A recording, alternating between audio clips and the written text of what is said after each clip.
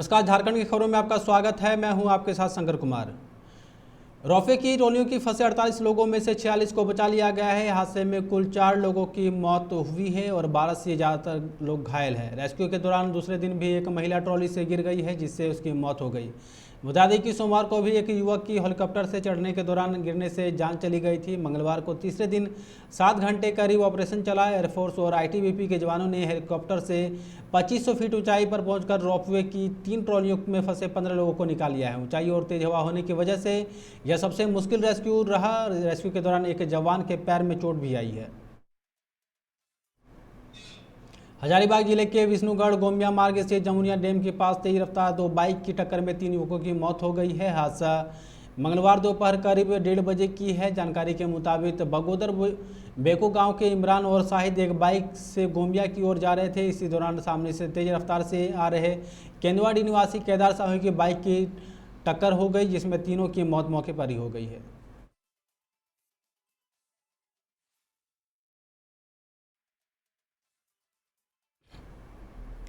लोहरदगा जिले में फैली हिंसा अब तक पूरी तरह नहीं थमी है। असामाजिक तत्व लगातार माहौल बिगाड़ने की कोशिश कर रहे हैं। सोमवार की देर रात एक बार फिर उपद्रवियों ने हेसल गांव में झोपड़ी नुमा एक होटल में आग लगा दी। पुलिस प्रशासन की पुख्ता सुरक्षा व्यवस्था के बीच अरावक तज को घटना अंजाम देने में सफल रहे हैं। बता दें कि सदर थाना क्षेत्र के हिरही गांव में गत 10 अप्रैल 2022 की शाम रामनवमी शोभा यात्रा में पथराव के बाद 2 गुटों के बीच विवाद हो गया था। इसमें 18 वाहनों और 3 घरों को फूंक दिया गया था।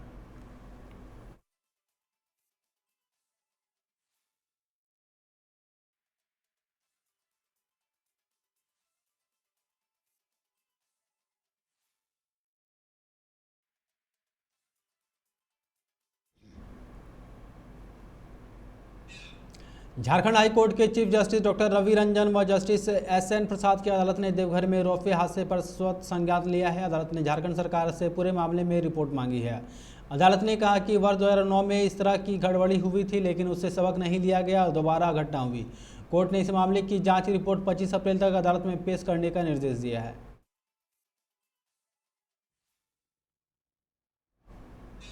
झारखंड के शिक्षा मंत्री जगन्नाथ महतो ने स्कूली शिक्षा एवं साक्षरता विभाग के अधिकारियों से कहा कि वे सिर्फ अपने कार्यालय में बैठकर कार्य नहीं करें। सरकारी स्कूलों की स्थिति सुधारनी है तो वे स्कूलों का दौरा भी करें।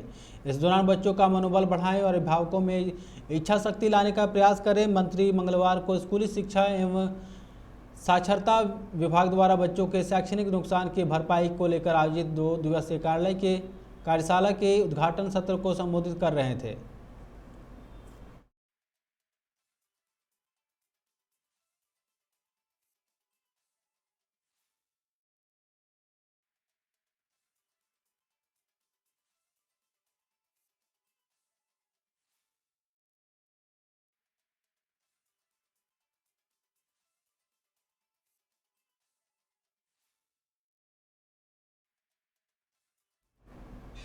झारखंड सरकार के पूर्व मंत्री हेमेंद्र प्रताप देहाती अपने गांवों को लेकर नेपाल हाउस सचिवालय में अनशन पर बैठ गए हैं। पलामू की कनहर सिंचाई परियोजना के लिए अनशन पर बैठे हैं। उनकी उम्र इस समय 90 वर्ष है। हेमेंद्र प्रताप देहाती भवनतपुर के भाजपा विधायक भानु प्रताप शाही के पिता हैं।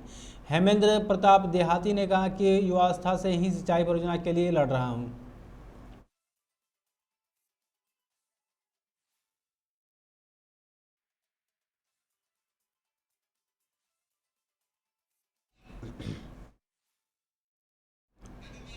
उन्नीस के खतियान को स्थानीयता का आधार बनाने के समेत अन्य ज्वलंत मुद्दों को लेकर आनन फानन में गठित खतियानी झारखंडी मोर्चा गठन के 72 घंटे बाद ही दरकने लगा है। मोर्चा की महासचिव गीताश्री उरांव ने पद छोड़ने की घोषणा की है। वो आज यानी मंगलवार को आगे की रणनीति साझा करेंगी। उरांव राज्य सरकार के पूर्व मंत्री है और हाल ही में उन्होंने कांग्रेस छोड़ने की घोषणा की थी।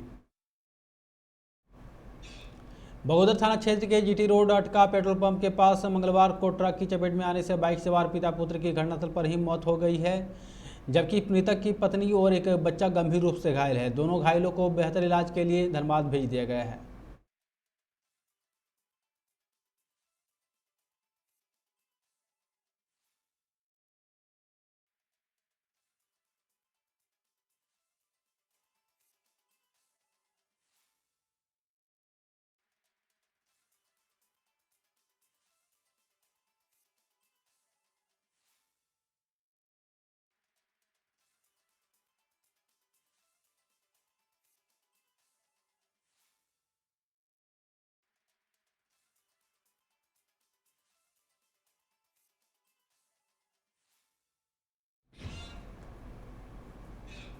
गिरिडीह जिले के तीसरी प्रखंड के खजूरी उच्च विद्यालय में मंगलवार को मैट्रिक की परीक्षा दे रही एक छात्रा गर्मी के कारण अचानक बेहोश हो गई, जिसके बाद अचानक आनन फानन में उसे तीसरी अस्पताल पहुंचाया गया, जहां उनकी स्थिति गंभीर बनी हुई है। उसे बेहतर इलाज के लिए गिरिडीह रेफर कर दिया गया है।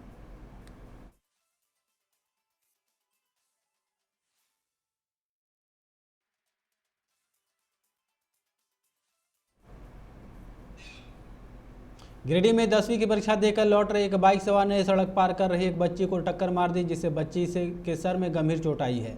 घटना के बाद स्थानीय लोगों ने बच्ची को अस्पताल पहुंचाया है, जहां उसका इलाज किया जा रहा है।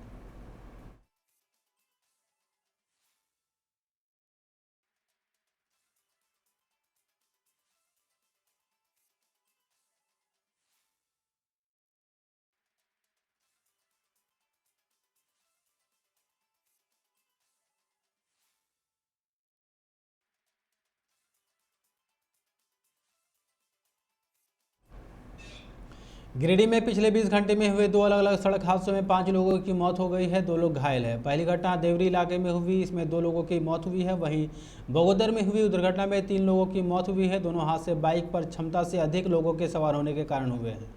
पहली घटना में बाइक पर 3 लोग सवार थे, वहीं दूसरी घटना में एक ही बाइक पर 4 लोग यात्रा कर रहे थे। पुलिस ने मौके पर पहुंचकर घटना की जाँच प्रारंभ कर दी है। खबरों में फिलहाल इतना ही। आप देखते रहें 99 न्यूज़। नमस्कार।